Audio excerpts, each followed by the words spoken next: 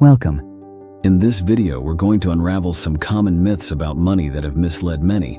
We'll discover why the overnight success story is more fiction than fact, why taking huge risks isn't always the best strategy, and why earning big doesn't guarantee wealth. We'll also delve into the misunderstood world of debt and uncover why all debt isn't bad. And finally, we'll explore the secret power of living a simple life and how it can lead to greater financial freedom. So buckle up. Whether you're just starting out on your financial journey or looking to fine-tune your strategies, this documentary is packed with insights, practical advice, and real-life examples to guide you towards making smarter financial decisions. Get ready to challenge what you know about money and unveil the truths that can set you on the path to true financial success. Chapter 1: The Myth of Overnight Success.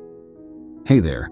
Let's dive into a journey to debunk a big myth, the idea of overnight success in wealth building.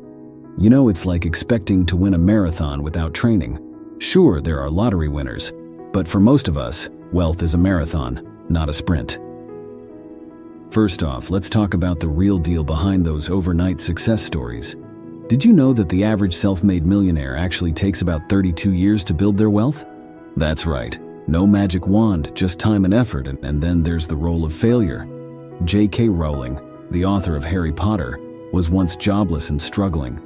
She famously said, "Failure is not fun. It's a necessary detour to success." Think about it. Most successful people have a trail of setbacks behind them.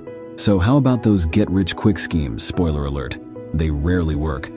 According to the Federal Trade Commission, Americans lost over $1 billion to these scams in just 1 year. That's a lot of dashed hopes. But here's the good news. Building wealth is more about consistency than speed. It's like planting a tree. You water it, give it sunlight, and one day it gives back shade and fruit. It's all about the daily steps, like saving a portion of your income and investing wisely. Speaking of investing, did you know that Warren Buffett, one of the richest men in the world, made 99% of his wealth after his 50th birthday? He started investing at age 11, but it was his patience and long-term strategy that paid off. Now let's bust another myth, the idea that you need a big income to start. Not true. Start where you are, with what you have. It's not about the size of your income, but how you manage it. As personal finance guru Dave Ramsey says, it's not the math, it's the behavior. Remember, the path to wealth is unique for each person. There's no one-size-fits-all formula. But one thing is common: it takes time, dedication, and smart choices. So, let's keep it real and stay patient. Your financial marathon is yours to run at your own pace. Chapter 2: The Risk-Taking Fallacy. Let's tackle a big misconception. To make it big in business, you've got to risk it all. Spoiler, that's not quite right. Smart risk-taking? Yes. Reckless gambling? No way. Let's start with what the experts say. Did you know, according to a study by the Small Business Administration, over half of small businesses fail within the first 5 years? Often, it's due to poor risk management. So what's the secret sauce? Calculated risks. It's like checking the depth of the pool before diving in. You don't have to jump into deep waters without knowing how to swim. Think about this. Bill Gates dropped out of Harvard to start Microsoft.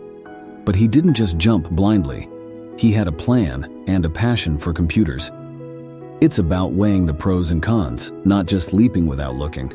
Here's another thing: diversification. Don't put all your eggs in one basket. A study by Vanguard showed that diversified investment portfolios greatly reduce risks and improve returns. And remember, it's okay to start small. Jeff Bezos began Amazon in a garage, selling books. He took a step, not a giant leap. Every big dream starts with a small, sensible step. Now let's talk about fear. Fear of failure can be paralyzing. But did you know that many successful people view failure as a stepping stone, not a roadblock? J.K. Rowling, Walt Disney, and many others face setbacks before finding success. So how about some numbers? A survey by Forbes revealed that most self-made millionaires have multiple streams of income.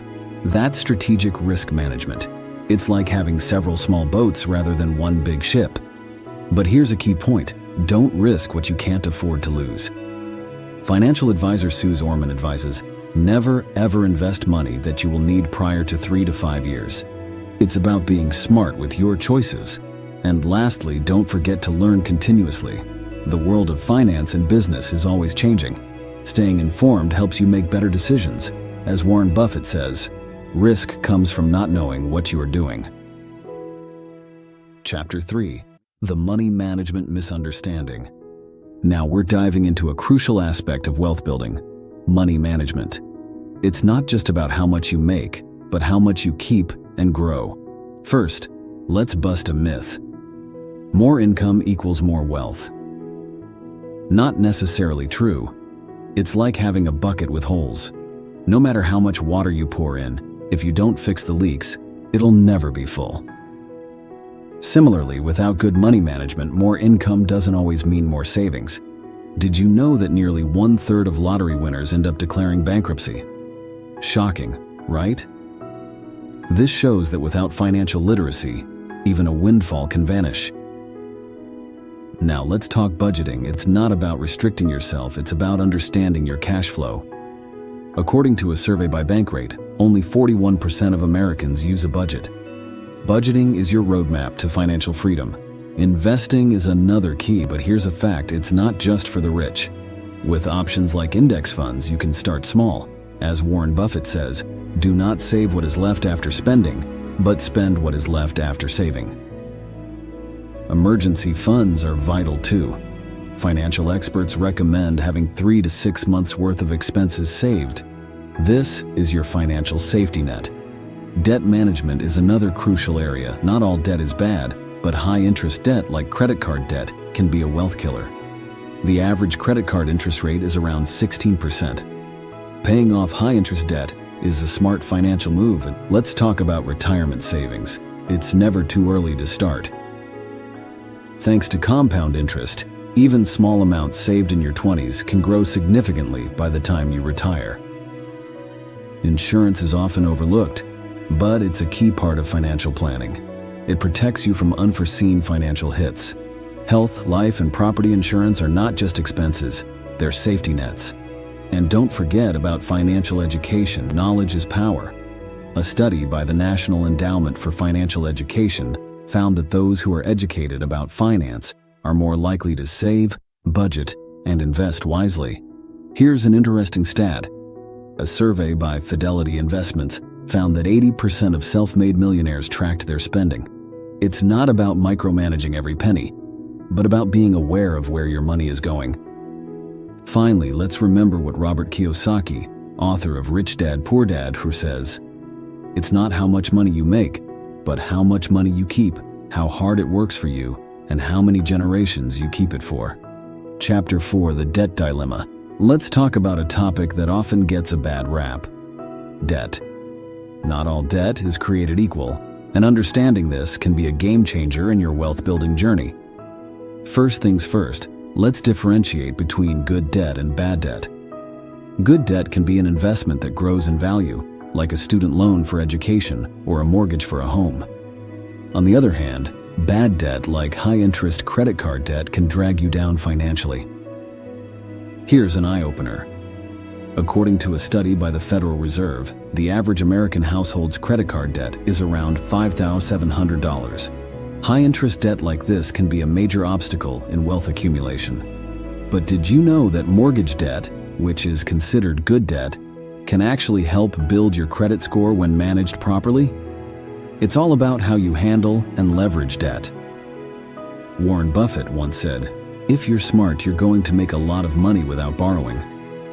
He emphasizes the importance of wise debt management. It's not about avoiding debt altogether, but using it smartly. Investing in education is often seen as good debt. A college degree can significantly increase earning potential. Statistics show that college graduates earn 56% more than high school graduates. However, it's crucial to plan your education debt. Not all degrees offer the same return on investment. It's about balancing the potential earnings with the amount of debt incurred. Now, let's talk strategy. If you have debt, prioritize paying off high-interest debts first. This is known as the avalanche method. It can save you a lot of money and interest over time. Another approach is the snowball method, where you pay off smaller debts first for psychological wins. According to a study by the Harvard Business Review, this method is more effective for many people because it offers quick, motivational successes. Debt consolidation can also be a smart move. It means combining multiple debts into one with a lower interest rate. This can simplify payments and reduce the amount paid in interest. Budgeting plays a crucial role in managing debt. Keep track of your expenses and find areas where you can cut back to allocate more funds towards debt repayment. It's also important to build an emergency fund, even if you have debt. This can prevent you from falling into more debt in case of unexpected expenses. Finally, remember this quote from Dave Ramsey: "Debt is dumb, cash is king." While some debt can be strategic, the ultimate goal is financial freedom, which often means being debt-free. In summary, debt isn't always the enemy. It's about understanding the difference between good and bad debt, managing it wisely, and using strategies that align with your financial goals. Let's navigate the debt dilemma with knowledge and strategy. Chapter 5: The Simple Life Secret. Now we're wrapping up with a powerful concept: living a simple life for greater financial freedom. It's not about how much you earn, but how you use what you have. First off, let's debunk a myth.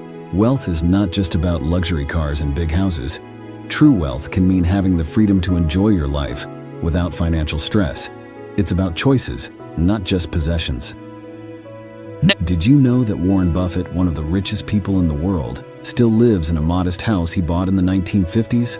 It's a testament to living simply, regardless of your income. Living simply starts with understanding your needs versus wants. Needs are essentials like food and shelter, while wants are all the extras.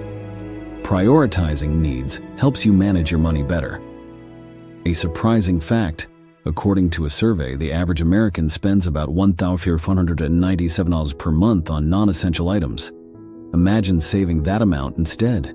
Now let's talk budgeting. A simple lifestyle means a simpler budget. When your lifestyle is not filled with unnecessary expenses, managing your finances becomes much easier. Investing is still key. The idea is to live simply, but invest wisely. Even small, consistent investments can grow significantly over time, thanks to compound interest. Another aspect is debt. Living a simple life often means less debt because you're not overspending. Less debt equals less stress and more financial freedom. Here's a powerful quote from Henry David Thoreau: "Wealth is the ability to fully experience life." It's not just about accumulating money, but about enjoying life's journey. Minimalism is a part of living simply. It's not about deprivation, but about removing the unnecessary. This can lead to more savings and less financial pressure. Did you know that clutter can actually cost you money? A cluttered home often leads to buying duplicates and misplacing items. Simplifying can help you avoid these hidden costs. Also, consider the environmental impact of consumerism. Living simply often means a smaller carbon footprint, which is good for the planet and can save you money in the long run. Eating out less and cooking at home more is another strategy. The Bureau of Labor Statistics found that the average household spends about $3,000 a year on dining out. Cooking at home is healthier for your wallet and your body. Remember, it's about quality over quantity. Investing in quality items that last longer can save you money in the long run, as opposed to constantly replacing cheaper, low-quality items.